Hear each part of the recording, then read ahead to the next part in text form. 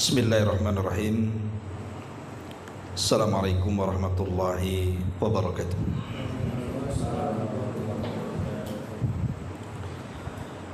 Alhamdulillah wassalatu wassalamu ala Rasulillah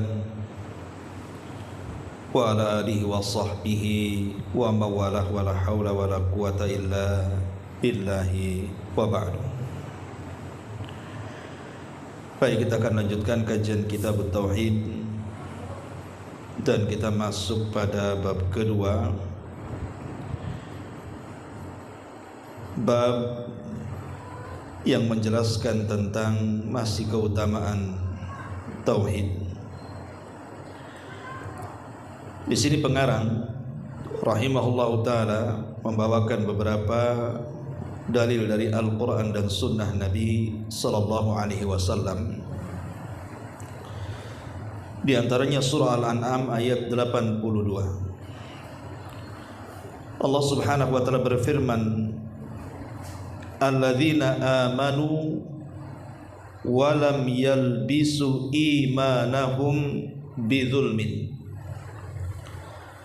ulaika lahumul amnu wa hum muhtadun." Orang-orang yang mereka beriman dan tidak mencampur adukan keimanan mereka dengan kezaliman, maka mereka akan mendapatkan keamanan dan mereka pun akan diberikan petunjuk Allah Subhanahu wa taala. Ma'asyiral muslimin yang dimuliakan Allah Subhanahu wa taala, ayat ini ketika turun kepada para sahabat Nabi sallallahu alaihi wasallam membuat berat hati semua para sahabat, karena mereka memahami kezaliman dalam ayat ini maksudnya orang-orang yang beriman yang tidak mencampur adukan dengan kezaliman. Mereka memahami zalim di sini artinya zalim terhadap diri sendiri, seperti melakukan kemaksiatan kepada Allah Subhanahu wa ta'ala. Makanya mereka mengatakan, "Ya Rasulullah, ayyuna lam yadhlim nafsah." Rasul, siapa di antara kita yang lepas dari kezaliman? Semua orang tidak mungkin lepas dari kezaliman. Maksudnya dari kemaksiatan, baik kemaksiatan zahir ataupun kemaksiatan batin. Tidak ada manusia yang lepas dari kemaksiatan. Jadi para sahabat Nabi sallallahu alaihi wasallam merasa berat dengan ayat ini. Bagaimana mungkin syarat mendapatkan keamanan baik di dunia ataupun di akhirat, dan syarat mendapatkan petunjuk baik di dunia atau di akhirat, syaratnya tidak mencampur adukan keimanan dengan kezaliman. Berarti selamanya orang tidak mungkin mendapatkan dua hal tadi, karena manusia tidak lepas daripada dosa. Itu yang dipahami para sahabat. Makanya mereka mengatakan, "Ya Rasulullah, ayyuna lam yadhlim nafsahu." Siapa di antara kita yang lepas dari kemaksiatan? Maka Nabi SAW mengatakan, "Laisa kama tadhunnun." Bukan seperti itu yang kalian pahami. Jadi kezaliman dalam ayat ini bukan kemaksiatan yang biasa dilakukan manusia. Tapi kata Nabi SAW, yang dimaksud kezaliman dalam ayat ini artinya kesyirikan. Dan itu sebagaimana perkataan Luqmanul Hakim kepada putranya, "Ya bunayya la tusyrik billahi inna syirka la zulmun azim." Wahai putraku, janganlah kalian menyekutukan Allah, karena sesungguhnya kesyirikan itu adalah kezaliman yang sangat besar. Jadi ayat ini maksudnya adalah orang yang akan mendapatkan keamanan dari Allah baik di dunia ataupun akhirat, dan orang-orang yang akan mendapatkan petunjuk itu adalah orang yang tidak mencampur adukan keimanan dengan kesyirikan. Bukan maknanya kezaliman secara umum. Dari sini kita tahu bahwa pentingnya memahami sebuah pemahaman. Kalau para sahabat Nabi SAW saja bisa keliru memahami ayat-ayat Al-Quran sehingga harus merujuk kepada sabda Nabi SAW, apalagi kita. Sementara para sahabat itu dari segi kecerdasan jauh lebih dibandingkan kita, tetapi terkadang ada salahnya juga. Mereka menyangka ayat itu sebagaimana yang mereka pikirkan. Rupanya penafsirannya tidak sebagaimana yang mereka pikirkan. Penafsirannya ada di tangan Nabi SAW. Makanya dalam beragama itu perlu adanya pemahaman. Tidak bisa kemudian agama ini diotak-atik sembarang orang. Sebab setiap kepala manusia itu punya pemikiran masing-masing. Kalau setiap ayat dalam Al-Quran diserahkan kepada setiap kepala, maka pasti akan terjadi keributan dalam penafsiran. Karena masing-masing kepala itu punya pemikiran masing-masing. Makanya pentingnya pemahaman. Lah pemahaman terbaik tentu pemahaman Nabi. Baru setelah itu pemahaman para sahabat Nabi SAW. Karena dahulu kaum muslimin ketika menyerang Konstantinopel, mereka pun mengepung gerbang Konstantin itu bukan hitungan harian, bahkan bulanan tidak bisa ditembus gerbangnya. Sehingga ada salah satu kaum muslimin ini nekat. Kemudian dia pun memanjat pagar, kemudian melemparkan dirinya ke tengah-tengah musuh untuk membuka gerbang. Akhirnya kenekatan itu membuat dia diserang oleh banyak musuh. Apa yang dilakukan orang ini? Akhirnya dicibir oleh kaum muslimin dan mengatakan, lihat orang itu telah mencelakakan dirinya. Bukankah Allah Subhanahu wa taala mengatakan wala tulqu bi aidikum ila tahluka? Janganlah kalian mencelakakan diri kalian kepada kehancuran. Orang ini sedang mencelakakan dirinya. Kenapa dia nekat seperti itu? Di tengah-tengah kaum muslimin ini masih ada sahabat yang ikut terlibat kala itu.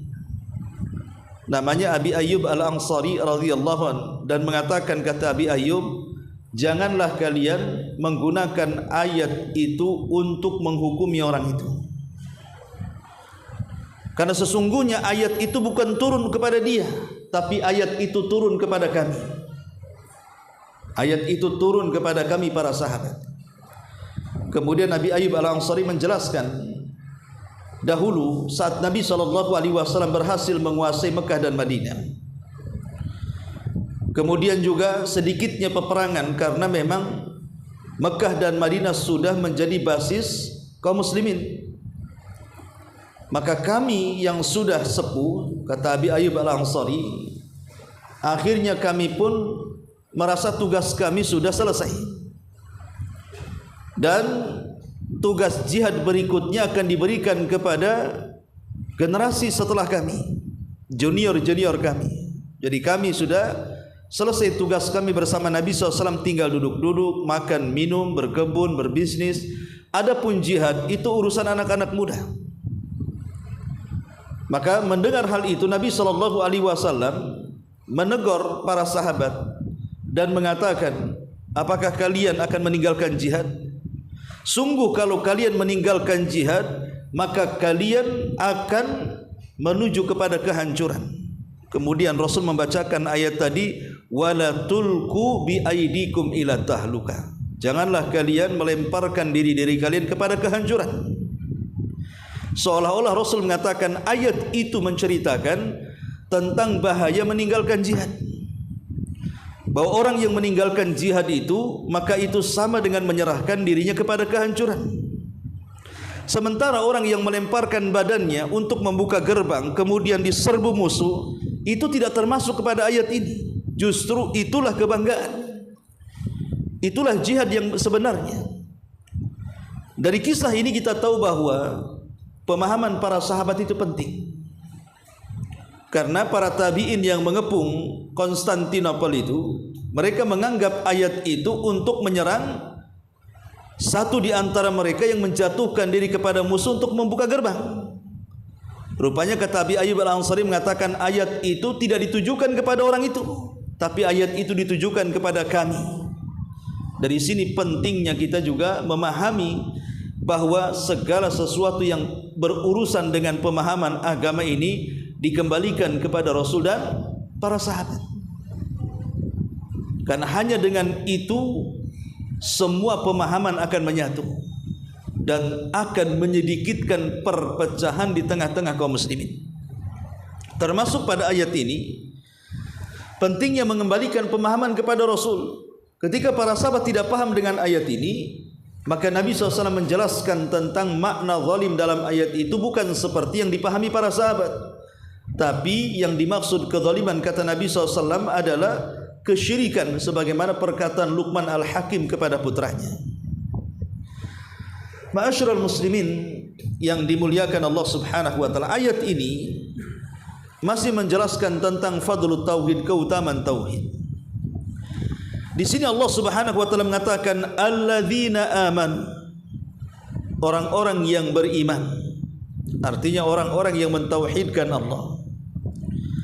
Walam yalbisu imanahum, dan mereka tidak mencampur adukan tauhid mereka, keimanan mereka, bizulmin, dengan kesyirikan. Maka apa keutamaannya?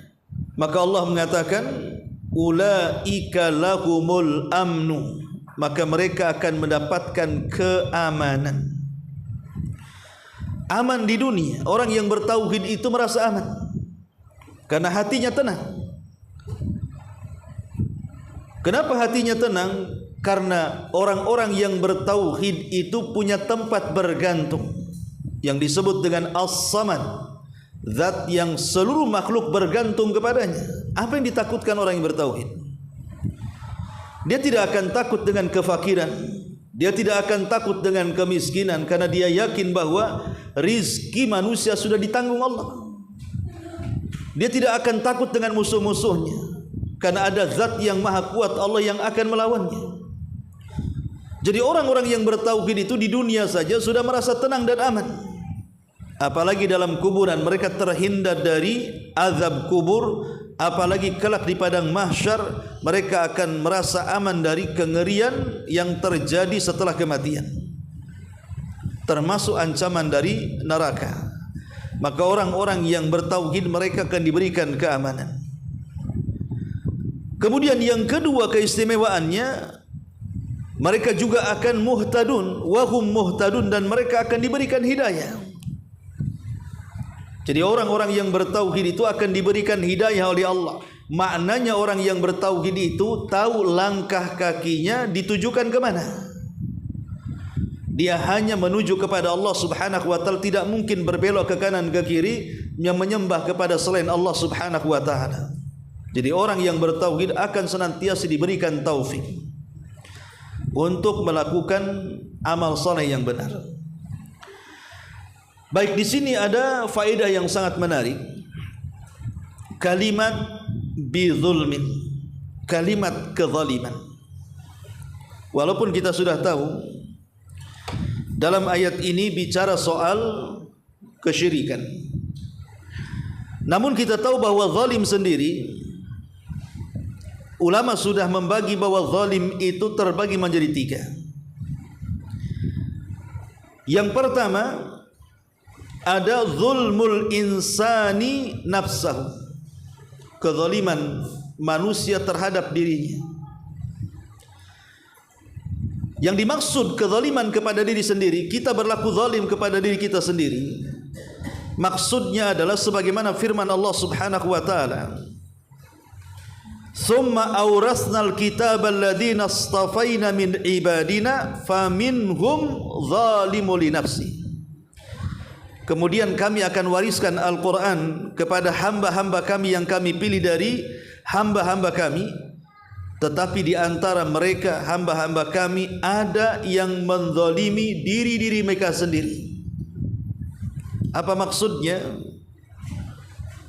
Kezaliman yang dimaksud, kezaliman kepada diri-diri mereka sendiri adalah terjerumusnya sebagian manusia kepada kemaksiatan kepada Allah Subhanahu wa taala. Contohnya, dia tidak melaksanakan kewajiban Allah, meninggalkan salat. Itu menzalimi diri sendiri sebenarnya.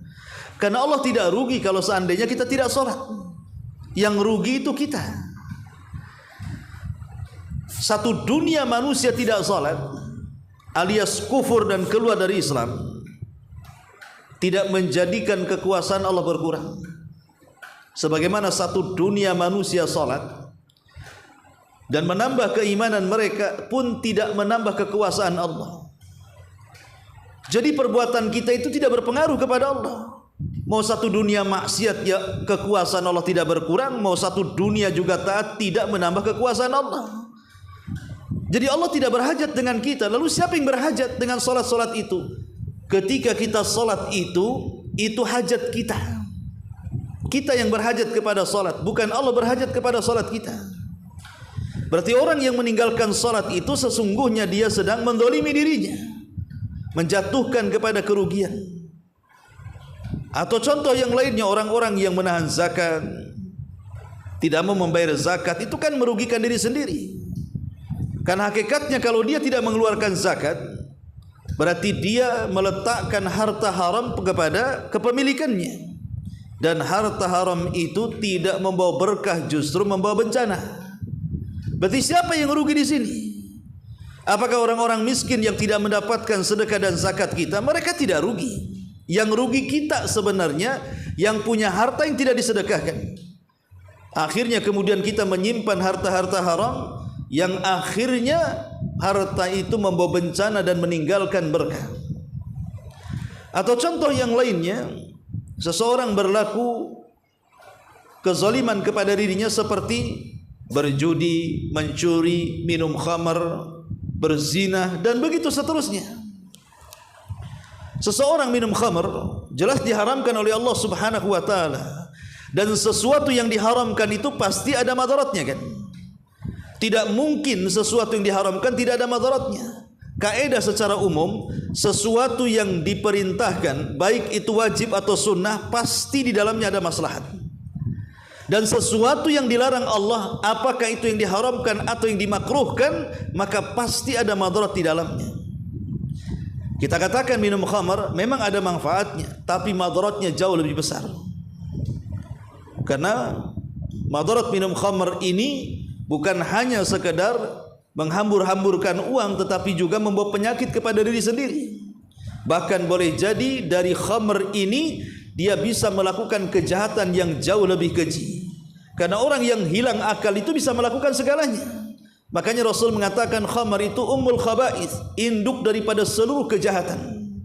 Gara-gara mabok, hilang akal, dia bisa membunuh orang, dia bisa mencaci maki orang, dia bisa menampar orang, dia bisa menyakiti orang, bahkan menyakiti dirinya sendiri. Tidur sembarangan, kadang disolokkan pun dia bisa tidur dia.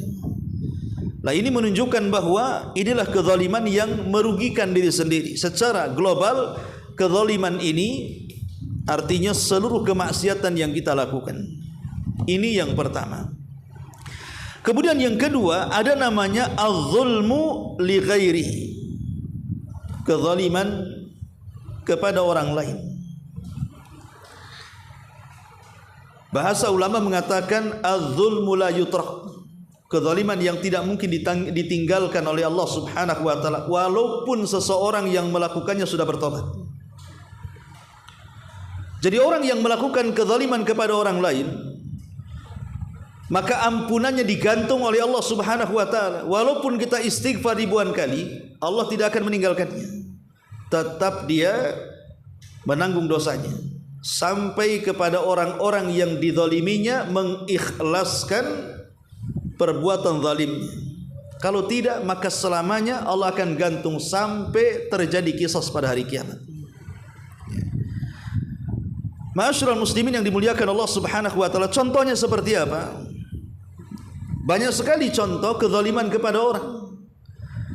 Seperti seseorang melakukan pembunuhan, meneteskan darah seorang muslim.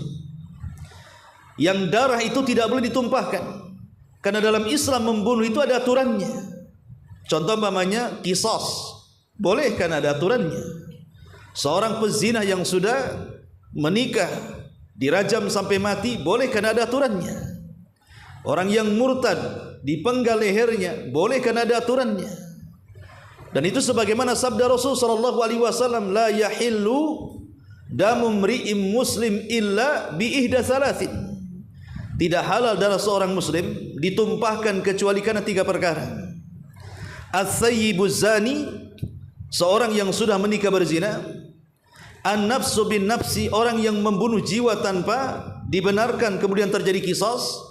Al-mufariq lil attariku li dinihi al-mufariq lil jamaati, orang yang meninggalkan agama alias murtad, atau orang yang memberontak kaum muslimin, maka mereka halal darahnya karena ada aturan namanya. Tapi kalau seandainya membunuh begitu saja, ini kezaliman. Makanya Abdullah ibn Abbas radhiyallahu anhuma menceritakan tentang kisah pada hari kiamat.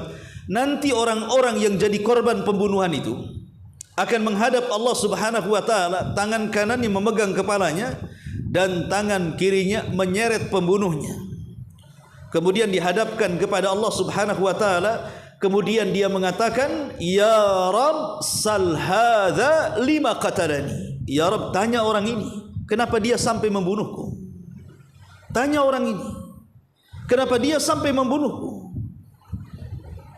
Coba bayangkan, di Batam saja setiap hari kita mendengar adanya pembunuhan. Sampai bayi-bayi yang tidak berdosa gara-gara lahir di luar nikah saja kita sering mendengar kasusnya. Bagaimana bayi-bayi ini dicampakkan begitu saja, diletakkan di kardus, di tong sampah, di got dan begitu seterusnya, sampai akhirnya nyawanya melayang. Bukankah Allah yang mengatakan wal mau'udatu su'ilat bi ayyi dzambin qutilat? Dan bayi-bayi itu akan ditanya atas dosa apa mereka dibunuh. Jadi bayi-bayi itu kelak nanti pada hari kiamat menghadap Allah, menyeret orang tuanya. Kenapa sampai dibunuh? Dan mengatakan, Ya Rabb, sal hadza lima qatalani. Ya Rabb, tanya orang tuaku ini, kenapa dia sampai membunuhku? Jadi kezaliman kepada orang ini tidak sesederhana, karena di sana ada qisas. Atau contoh yang lainnya, memakan harta anak yatim. Allah Subhanahu wa taala mengatakan, innal ladzina ya'kuluna amwalal yatama zulman innama ya'kulu fi butunihim nara. Innama ya'kuluna fi butunihim nara. Sesungguhnya orang-orang yang memakan harta anak yatim secara zalim, hakikatnya mereka telah meletakkan bara api dalam perut-perut mereka. Sekarang banyak orang-orang yang menelantarkan anak-anak yatim. Terkadang ibunya sendiri melantarkan anaknya yang yatim. Contoh mamanya, ayahnya meninggal, membawakan harta. Harta ayah ini kan ada hak anak sebagai waris, bahkan paling besar dibandingkan ibunya sebagai istri daripada suaminya. Tapi betapa banyak kemudian ibu-ibu yang kurang ajar, tidak merawat anaknya, kemudian dia kawin lagi dengan laki-laki yang lain, malah kemudian suami yang baru menguasai hartanya dan anaknya ditelantarkan. Itu kan terjadi banyak sekali kasus-kasus seperti ini. Belum lagi kemudian orang tuanya yang sudah dua-duanya meninggal. Terkadang harta itu dikuasai oleh saudara-saudaranya, oleh paman-pamannya. Terkadang mereka yang tidak layak mendapatkan waris menguasai harta. Lah sama saja juga mereka memakan harta anak yatim. Atau mungkin yang bersifat lembaga, membuat panti-panti asuhan, mengatasnamakan panti asuhan anak yatim. Tapi apa yang terjadi? Justru pemilik panti asuhan yang kaya raya, rumahnya bagus, punya kendaraan, makan enak, si yatim ini miskin, hanya disuruh-suruh menggendong proposal ke sana kemari, ataupun dijadikan korban nama untuk mengeruk kekayaan orang-orang yang iba kepada mereka. Dan ini banyak terjadi kasusnya. Ini zalim kepada orang lain. Dan mereka akan memakan api atau bara api kelak pada hari kiamat di perut-perut mereka. Atau contoh yang lainnya adalah memakan harta manusia secara zalim. Dan itu banyak sekali contohnya, umpamanya para pedagang yang mereka kemudian curang dalam berjualan, mengurang-urang takaran, mengurang-urang timbangan, mengurang-urang meteran, ya. Ataupun kemudian mencampur adukan barang bagus dengan barang jelek, seperti orang yang berjual buah-buahan, kadang sampelnya manis, tahu-tahu isinya kecut semuanya. Atau mencampur adukan, atau menipu dengan mengatakan di barang yang orisinil rupanya palsu, dan begitu seterusnya. Itu kan terjadi. Makanya kenapa Allah Subhanahu wa taala sampai membuat nama surat dalam Al-Qur'an itu namanya Suratul Mutaffifin. Surah Mutaffifin, dijadikan nama surat Al-Mutaffifin itu. Apa sih artinya mutaffif itu? Mutaffif itu orang yang mengurang-urang takaran, timbangan, meteran, atau secara umum curang dalam dagang. Sampai Allah Subhanahu wa taala mengancam dengan kalimat wailun. Antum tahu arti wail? Wail itu artinya lembah yang berada di neraka jahanam. Kedalamannya tidak bisa diukur. Kegelapannya sangat gelap sekali dan berbau busuk yang luar biasa, sehingga menakutkan. Sampai jahanam sendiri yang punya lembah ketakutan dan beristiadah dari lembah itu setiap hari. Lah untuk siapa wail ini, lembah jahanam ini? Allah mengatakan wailun lil mutaffifin, bagi orang-orang yang tatfif, yang suka mengurang-urang dan curang dalam dagangan. Pertanyaan sederhana, bukankah seseorang yang curang dalam dagang itu, kalaupun kecurangan itu dimakan, itu tidak mengenyangkan? Contoh namanya orang yang jual buah-buahan, ya, dia jual duku atau salak. Seandainya kemudian dia kurangi setengah on, harusnya 1 kilo, akhirnya 1 kilo kurang setengah on umpamanya kan, mungkin hanya 2-3 butir salak saja kan. Pertanyaannya, apakah 2-3 butir salak kalau kita makan itu mengenyangkan? Tidak mengenyangkan juga, kecuali kalau makan 1 kilo kan begitu. Kalau hanya 2 butir, 3 butir yang disembunyikan, yang dibuat curang itu kalau dimakan tidak mengenyangkan. Pertanyaannya, kenapa kok ancamannya sampai dimasukkan ke dalam lembah yang ada di jahanam? Padahal kalau seandainya curang dalam dagang pun, para pedagang itu tidak curang banyak kan? Tidak seperti para pejabat kalau korupsi ya miliaran, triliunan ya kan? Dia kan sedikit saja curangnya. Tapi kenapa kemudian ancamannya luar biasa? Kalau yang sedikit saja ancamannya wail, bagaimana para koruptor itu? Maka jawabannya harus diingat bahwa yang namanya pembeli itu sesuatu yang tidak bisa kita kenali. Anda sebagai pedagang, datang pembeli itu bukan satu orang. Kadang bisa puluhan, bisa ratusan dalam sebulan yang membeli dagangan kita itu. Apakah kemudian para pedagang itu paham bahwa di antara pembeli itu ada orang miskin, di antara pembeli itu ada anak yatim, di antara pembeli itu ada janda-janda yang susah, di antara pembeli itu mungkin boleh jadi untuk sedekah, ya kan? Kalau seandainya kemudian dia mengurang-urang, rupanya pembeli itu anak yatim, sama dengan memakan harta anak yatim. Kalau pembeli itu orang miskin, berarti sama dengan memakan harta orang miskin. Kalau pembeli itu untuk bersedekah, sama mengurangi sedekah. Itulah di situ rahasianya kenapa Allah Subhanahu wa taala sampai murka dan mengatakan wailun lil mutaffifin. Celaka bagi orang-orang yang suka tatfif, mengurang-urang itu. Kalau yang mengurang-urang, yang keuntungan sedikit saja diancam dengan wail, macam mana para pejabat, para menteri yang mereka korupsi uang negara yang jumlahnya bukan miliaran, triliunan lagi. Mungkin bukan tempatnya di well lagi, lebih tinggi dibandingkan neraka well. Ya.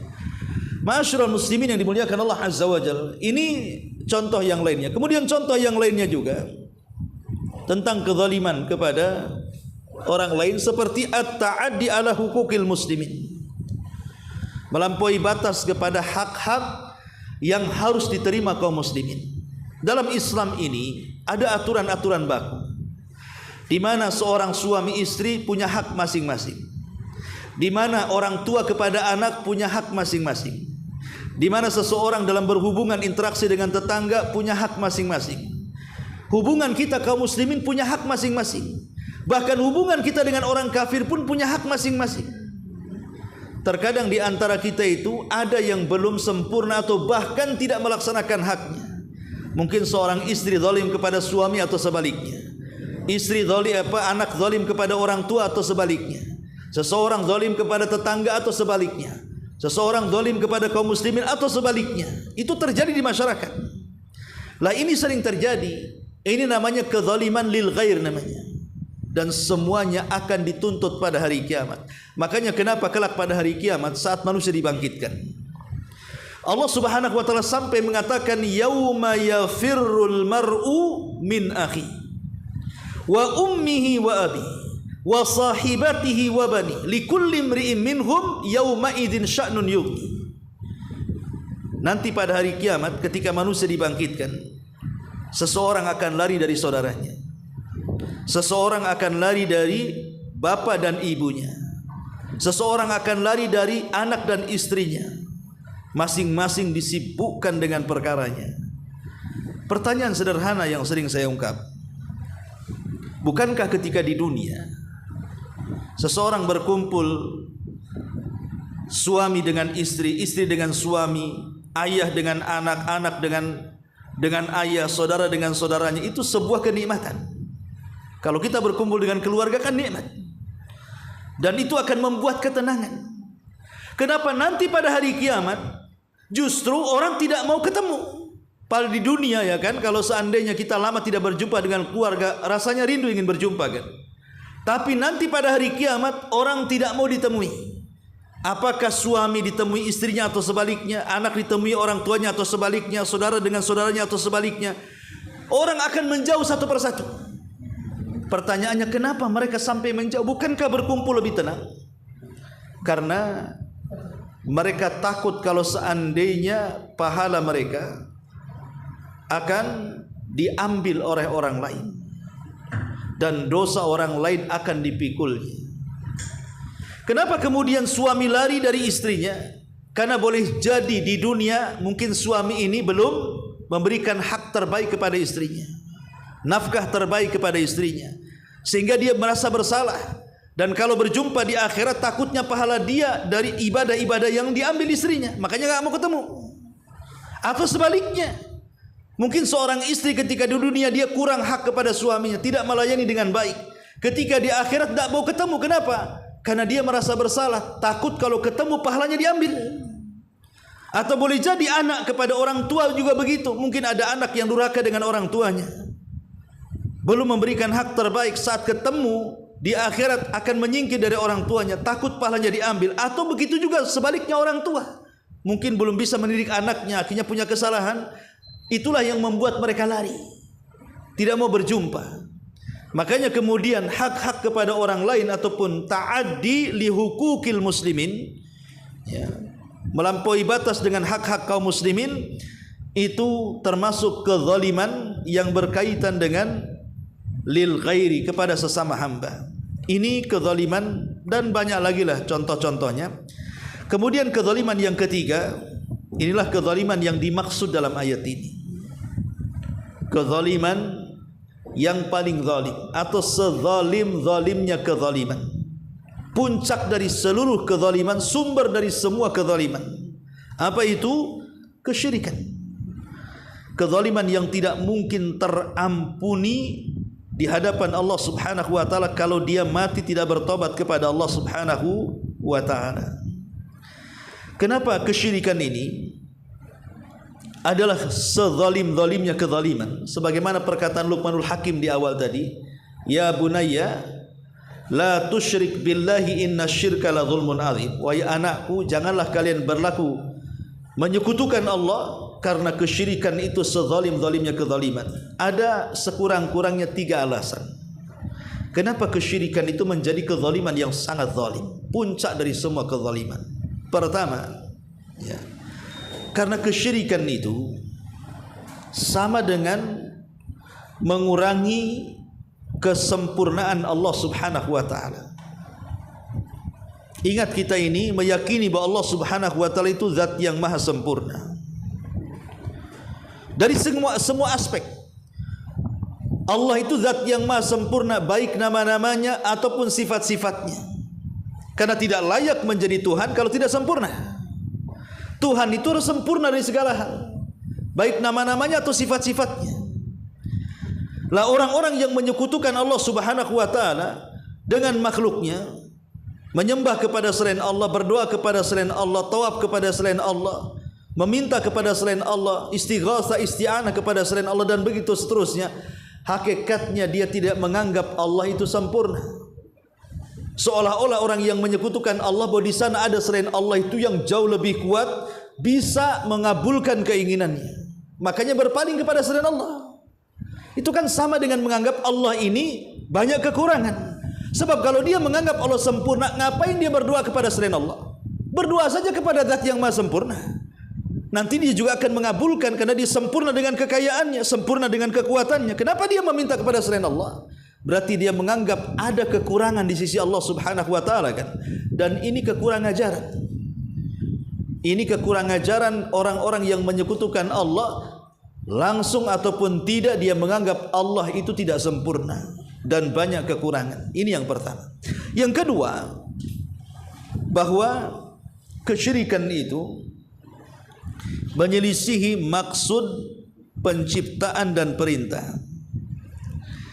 Bukankah Nabi Allah Subhanahu wa taala pada minggu yang lalu sudah kita bahas tentang surah Az-Zariyat ayat 3, Allah mengatakan, wa ma khalaqtul jinna wal insa illa liya'budun. Tidaklah aku ciptakan jin dan manusia kecuali tujuannya untuk beribadah kepada Allah.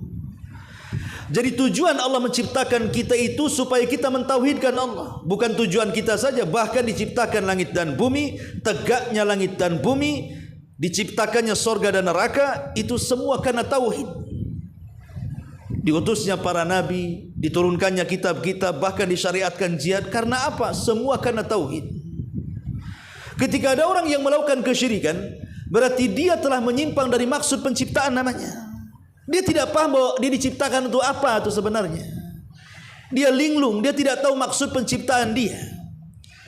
Makanya kenapa kesyirikan itu kezaliman? Karena dia menyelisihi tujuan Allah menciptakan kita. Harusnya kita ini jalan lurus, malah kemudian kita belok. Berarti dia lancang dengan Allah Subhanahu wa taala yang menciptakan kita, yang tujuannya hanya menyembah zat yang menciptakannya saja. Ini yang kedua. Yang ketiga, karena hakikatnya orang yang melakukan kesyirikan itu, dia telah menyerupakan Allah dengan makhluk. Dia telah menyerupakan Allah dengan makhluk. Bagaimana Allah diserupakan dengan makhluk? Seseorang yang menyembah burung perkutut dengan suaranya kemudian diyakini akan membawa hoki dalam kehidupannya, ataupun kisah-kisah khurafat yang dulu sering kita dengar, walaupun seiring zaman itu memang ada musimnya kan. Musim ikan lohan, semua beli lohan, hilang lohan, tak tahu ikan apa lagi. Kemudian sampai kepada apa itu? Janda bolong. Bunga-bunga itu kan hilang juga. Kemudian datang lagi macam-macam di negeri kita, sampai terakhir gila batu aki. Kan pernah kan dulu gila batu aki kan, sampai warung Padang disulap jadi warung batu aki. Sampingnya warung Padang, buat jualan batu aki di situ. Di pasar semua dari ujung ke ujung semua jual batu aki. Bahkan penjualnya dia bisa berbual. Kalau kita datang ke mereka, justru mereka yang berbual, ini batu aki ini bagus, ini untuk jodoh, ini untuk rezeki, itu untuk ini. Dia sendiri kere jual batu aki. Kenapa dia kemudian mengatakan untuk rezeki? Dagangan dia aja nggak laku. Artinya bahwa ketika kemudian kita ini mengharap sesuatu kepada selain Allah, tahukah kita bahwa kita sedang menyerupakan dengan makhluk yang nggak mungkin serupa sampai kiamat? Yang menciptakan tidak sama dengan yang tidak bisa menciptakan. Yang mampu memberikan rizki tidak sama dengan zat yang tidak bisa memberikan rizki. Zat yang menguasai segalanya tidak sama dengan zat yang tidak bisa berkuasa sama sekali. Ketika kemudian kita menyembah selain Allah, entah batu, entah akar, entah pohon, entah hewan atau apalah namanya, apakah kita mungkin menyamakan zat yang maha kuasa dengan yang tidak berkuasa?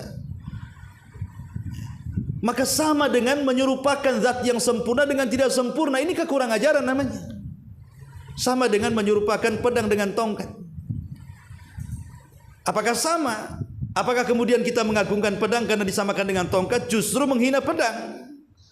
Karena tongkat itu selamanya tidak akan sama dengan pedang. Pedang itu jelas dia tajam, tongkat selamanya tumpul. Bukan kemudian mengangkat derajat tongkat, justru menghina pedangnya.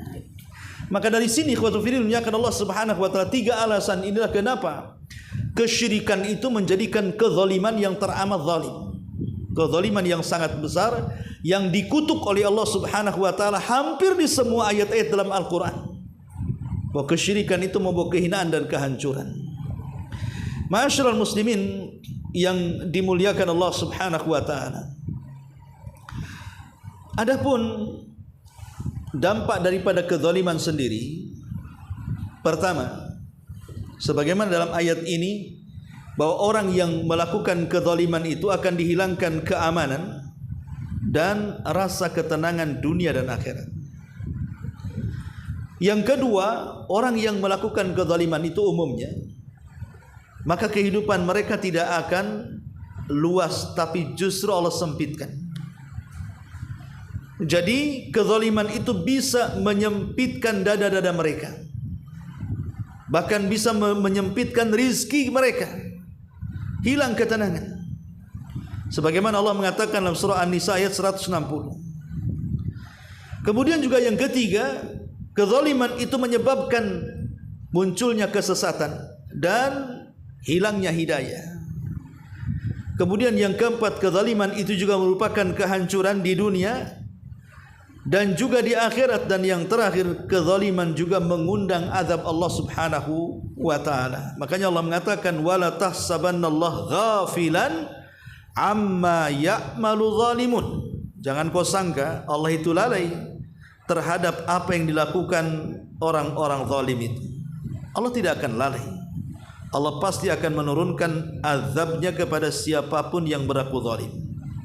Baik kezaliman yang bersifat yang paling rendah, kezaliman kepada diri sendiri, menghancurkan badan kita dengan kemaksiatan, atau yang bersifat kezaliman kepada orang dengan menyakiti orang lain dengan gibah kita, penghinaan, merendahkan, mencaci, memaki, mengadu domba dan yang semacamnya, ataupun kezaliman yang sangat besar yang merupakan kezaliman yang tidak akan terampuni selamanya, maksudnya adalah kesyirikan. Ini ayat yang pertama. Baik, kemudian dalil yang kedua, hadis daripada Ubadah ibni Samit radhiyallahu an. Rasul mengatakan, man syahida an la ilaha illallah wahdahu la syarikalah wa anna muhammadan abduhu wa rasuluh wa anna Isa abdullahi wa rasuluh wa kalimatuhu alqaha ila Maryam wa ruhum minhu wal jannatu haqqun wan naru haqqun adkhalahu Allahul jannah ala ma kana minal amali akhrajahu. Dari Ubadah ibn Samit radhiyallahu an, Rasul bersabda, siapa yang bersaksi bahwa tidak ada sesembahan yang berhak disembah kecuali Dia semata, dan bahwa Muhammad adalah hamba Allah dan Rasulnya, dan sesungguhnya Isa adalah hamba Allah dan Rasulnya, dan kalimat yang dilempar kepada Maryam serta ruh darinya, kemudian bersaksi bahwa sorga adalah sebuah kebenaran, neraka sebuah kebenaran, maka Allah akan masukkan ia ke dalam sorga sesuai dengan amalannya. Hadis ini dikeluarkan Bukhari Muslim. Hadis ini adalah bantahan kepada beberapa kelompok. Pertama, bantahan kepada orang-orang Yahudi. Orang-orang Yahudi menganggap bahwa Isa itu anak zina, sehingga orang-orang Yahudi tidak menganggap Isa itu sebagai nabi dan rasul. Makanya kenapa orang Nasrani mengkafirkan Yahudi? Karena orang Yahudi tidak mengakui Isa. Sementara orang Nasrani sangat mengagumi Isa. Maka dalam hadis ini juga bantahan kepada mereka bahwa Isa itu bukan anak zina. Dan Isa itulah hamba Allah dan Rasulnya. Makanya di sini wa anna Isa Abdullahi wa Rasuli. Dan Isa itu hamba Allah dan Rasulnya. Dia bukan anak zina. Dan dia juga bukan anak Tuhan. Dia adalah putra Maryam. Allah sanggup menciptakan manusia tanpa ayah, seperti Isa. Allah sanggup menciptakan manusia tanpa ibu, seperti Hawa. Allah sanggup menciptakan tanpa ayah dan ibu, seperti Adam. Dan Allah juga sanggup menciptakan dengan adanya ayah dan ibu, seperti kita. Allah itu ala kulli syai'in qadir. Ini yang pertama. Yang kedua, dalam hadis ini juga bantahan kepada orang Nasrani. Kenapa? Karena orang Nasrani menganggap Isa itu, dalam pandangan mereka ada 3 perkara. Pertama, ada yang menganggap Isa itu satu di antara 3 Tuhan. 3 in 1 bahasanya. Kemudian yang kedua, ada yang menganggap Isa itu putra Tuhan. Dan yang ketiga, ada yang menganggap Isa itu adalah Tuhan itu sendiri. Itulah keyakinan Nasrani. Dan penyimpangan Nasrani ini jauh 300 tahun setelah diangkatnya Isa ke langit. Ada yang mengatakan itu pemikiran dari Paulus, yang kemudian akhirnya menciptakan pemahaman sesat di tengah-tengah orang Nasrani dan menganggap Isa Tuhan, Isa anak Tuhan, atau Isa satu di antara 3 Tuhan. Maka hadis ini berbantah, Isa bukan Tuhan, Isa bukan anak Tuhan, Isa bukan satu di antara 3 Tuhan, tapi Isa adalah Abdullahi wa Rasuluh. Isa adalah hamba Allah dan Rasulnya. Nggak ada kaitan dengan Tuhan-Tuhan. Ini yang kedua. Kemudian yang ketiga, hadis ini juga bantahan kepada mereka orang-orang musyrik, orang-orang yang mereka melakukan kesyirikan kepada Allah Subhanahu wa taala. Karena di sini Rasul mengatakan man syahida alla ilaha illallah. Siapa yang menyaksikan bahwa tidak ada sesembahan yang berhak disembah kecuali Allah, artinya tidak ada yang berhak disembah, hanya Allah saja. Ini artinya tauhid. Dan ini membantah orang-orang yang melakukan kesyirikan. Entah mereka menyembah nabi, menyembah malaikat, menyembah orang soleh, atau menyembah yang lainnya. Kemudian yang keempat, hadis ini juga membantah kepada siapa? Ahlil bidah. Yang sebagian mereka memiliki pemahaman seperti orang-orang Jabariyah. Mereka menganggap bahwa surga neraka itu belum tercipta. Surga neraka itu belum tercipta. Kenapa? Karena mereka mengingkari pengetahuan Allah. Orang-orang Jabariyah dalam bab takdir, mereka mengatakan bahwa Allah itu mengetahui setelah kita berbuat. Sementara kita ahli sunnah mengatakan Allah itu tahu yang telah, yang sedang, dan yang akan datang. Bahkan sesuatu yang mustahil terjadi, kalau terjadi Allah tahu. Tapi orang-orang Jabariyah mengatakan Allah itu tidak mungkin tahu kecuali setelah kita berbuat. Kalau kita tidak berbuat, Allah tidak akan tahu. Dari pemahaman ini lari kepada bahwa surga neraka itu belum tercipta. Padahal Allah mengatakan uiddat lil muttaqin. Surga itu diperuntukkan untuk orang yang bertakwa. Sesuatu yang diperuntukkan dan disiapkan, bendanya sudah ada. Enggak mungkin disiapkan bendanya belum ada. Ana siapkan rumah untuk antum. Berarti rumahnya sudah ada, kan sudah disiapkan. Ketika Allah mengatakan surga disiapkan untuk orang yang bertakwa, artinya sudah ada surga itu. Mereka mengatakan surga itu belum tercipta. Ataupun sebagian ada orang yang mengatakan bahwa surga dan neraka itu tidak kekal. Saya pernah membaca satu tulisan yang ditulis dosen Malang kalau nggak salah. Tulisan ini menyesatkan karena isinya banyak bertentangan dengan Al-Quran dan Sunnah. Judulnya ternyata neraka dan surga itu tidak kekal, katanya. Alasannya apa? Alasannya karena Allah itu membalas manusia sesuai dengan amalannya. Baik membalas dengan kebaikan atau membalas dengan keburukan. Kalau keburukan sesuai dengan keburukannya. Sekarang logikanya mereka mengatakan orang kafir, pamannya dia dari usia 15 sampai 20 tahun. kemudian meninggal di usia 20 tahun. Artinya dicatatnya kan dari akil balik 15 tahun sampai 20 tahun. Berarti 5 tahun dia kekafirannya. Tiba-tiba masuk neraka dikekalkan. Mana akalnya katanya? Harusnya kalau dibalas kejahatan sesuai dengan kejahatan yang sama, kalau di dunia dia kufur 5 tahun, dia masuk neraka 5 tahun sajalah. Kan gitu logikanya. Kalau ada orang kafir baru akil balik, setahun mati, di atas kekafiran, masuk neraka kekal. Masa dia kafirnya 1 tahun kekal di dalamnya? Atau baru 1 bulan dia kafir kemudian meninggal, kekal di neraka? Masa 1 bulan dia kekal di dalamnya? Mana akal kita katanya? Kita katakan, ya, manusia di dunia saja, manusia di dunia terkadang berangan-angan sesuatu, tapi angan-angan itu tidak pernah diciptakan. Hanya lagu-lagu saja. Contoh umpamanya, ada orang yang ingin bertobat, kemudian mengatakan, kapan lu tobat? Dia mengatakan, nantilah habis umrah. Setelah umrah tak tobat-tobat juga. Nantilah kalau sudah usia 40-50 tahun. Setelah usia 50 tahun juga nggak tobat juga. Oh, nantilah habis haji. Setelah haji pun tak tobat juga. Ada orang yang berangan-angan itu ingin tobat tetapi tak tobat-tobat kan. Kayak ada orang menyesal nih, umpamanya seseorang berjudi, kemudian kalah judi, akhirnya dia tobat tan nasuha, nggak akan judi lagi. Setelah kaya judi lagi dia. Atau seorang yang berzina terkena penyakit kemudian sembuh, zina lagi, kan begitu. Lah Allah Subhanahu wa taala menyebutkan tentang perkara orang-orang kafir yang masuk neraka. Apa kata Allah? Lau ruddu la'adu limanuhu anhu. Kalau seandainya orang kafir yang masuk neraka itu dikeluarkan dari neraka, dikembalikan ke dunia, pasti dia akan mengulang lagi kekafirannya.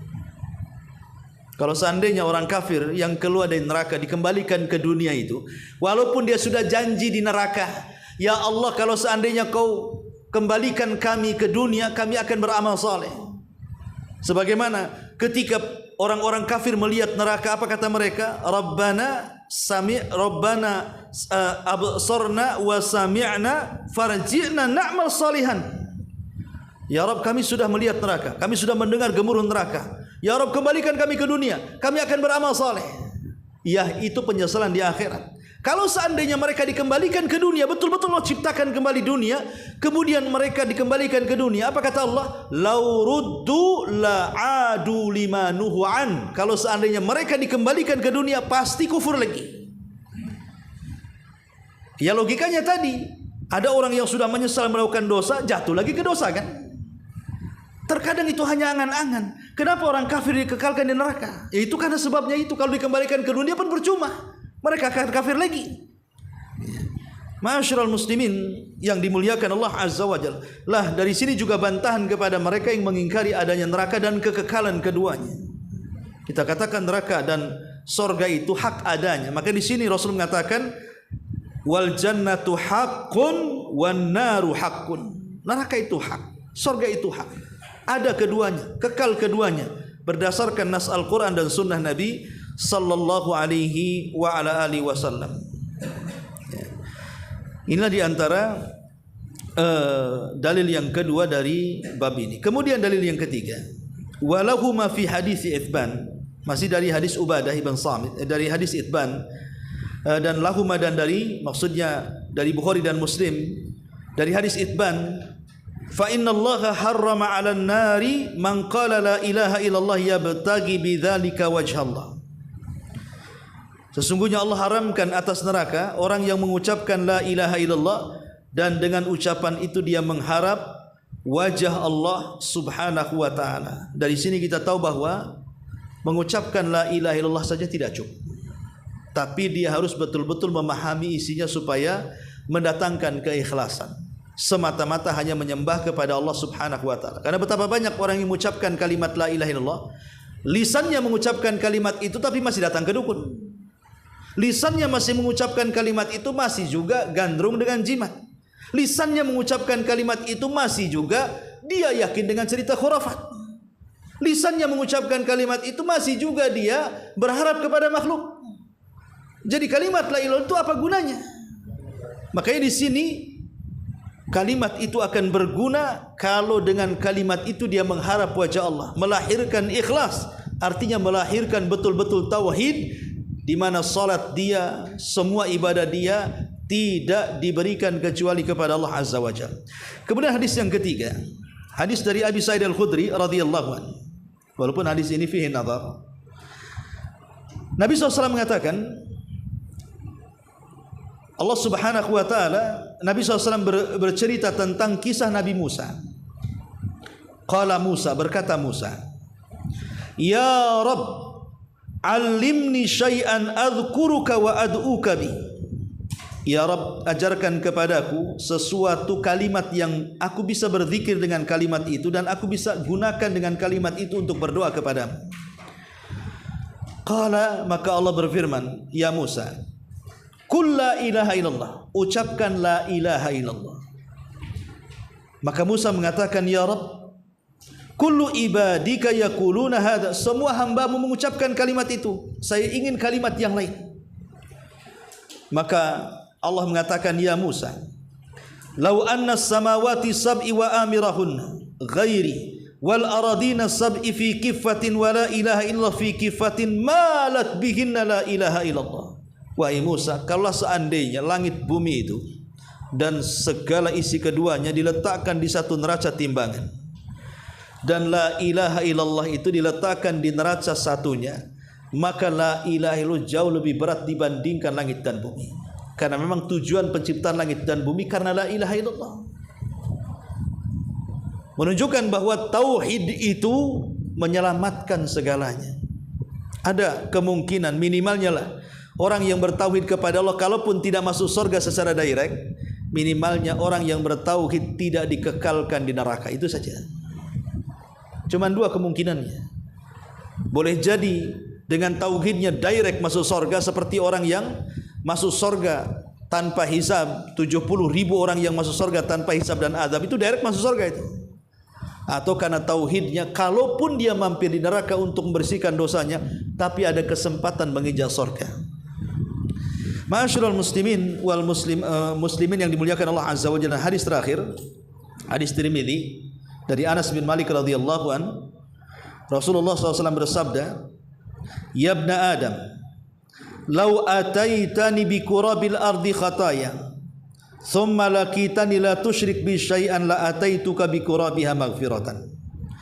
Wahai anak Adam, kata Allah, seandainya kau datang kepadaku dengan seberat bumi kesalahan, tapi kau datang menemuiku dan tidak menyekutukan aku dengan yang lainnya, maka aku pun akan datang kepadamu dengan seberat ampunan yang sama dengan kesalahan. Lihat bagaimana tauhid itu bisa menghancurkan dosa-dosa. Ingat hadis bitokoh ya. Saya tutup dengan hadis bitokoh. Jadi hadis bitokoh itu artinya kartu sakti. Ya. Nanti pada hari kiamat ada satu orang dihadapkan di hadapan Allah dan dipermalukan di halayak manusia yang berkumpul di padang mahsyar, sambil membawa 99 catatan di tangan. Kemudian Allah mengatakan, bentangkan satu catatanmu sekarang. Dibentangkan sama dia satu catatannya. Rupanya jauhnya sejauh mata memandang. Itu baru satu catatan, semua isi keburukan dia. Kemudian Allah mengatakan, coba lihat catatanmu, apakah ada yang salah tulis? Dia mengatakan tidak. Coba lihat catatanmu, apakah malaikatku juga salah tulis? Dia mengatakan tidak ya Rabb. Ini semua kecatatanku, semua benar. Kata Allah, alaka hasanah, kira-kira kau punya kebaikan untuk membandingi catatan ini? Dia mengatakan, ya Rabb, kalaupun aku kebaikan buat apa? Tidak sebanding dengan catatan keburukan. Ini baru satu, macam mana pula dengan 98-nya? Akhirnya dia sudah mulai lemas, dia pun mulai melangkahkan kakinya ke neraka. Maka Allah panggil, tunggu dulu ya fulan, sesungguhnya engkau punya kebaikan. Dikeluarkanlah satu kartu sakti, bertuliskan la ilaha illallah. Kemudian Allah membawa timbangan. Kemudian 99 catatan keburukan diletakkan di satu timbangan. Kemudian kartu yang bertuliskan la ilaha illallah itu diletakkan di satu neraca timbangan. Tiba-tiba kartu sakti itu lebih berat dibandingkan 99 catatan keburukan. Artinya orang ini saat mati masih mentauhidkan Allah. Boleh jadi yang 99 itu semua dosa besar. Mungkin dia zina, dia maling, dia merampok, dia membunuh, dia menelantarkan keluarga, dia menghardik anak yatim, sebutkan ya. Tapi dia tidak pernah menyembah kecuali kepada Allah. Hatinya masih mentauhidkan, gitu maksudnya. Sehingga tauhidnya bisa menyelamatkan dia. Dari sinilah pengarang nanti ada bab bahwa tauhid itu bisa yukaffiru, bisa menggugurkan dosa-dosa dan kesalahan. Inilah di antara bab yang kedua dari kitab Tauhid. Baik, sebelum saya tutup, kalau ada yang bertanya silakan.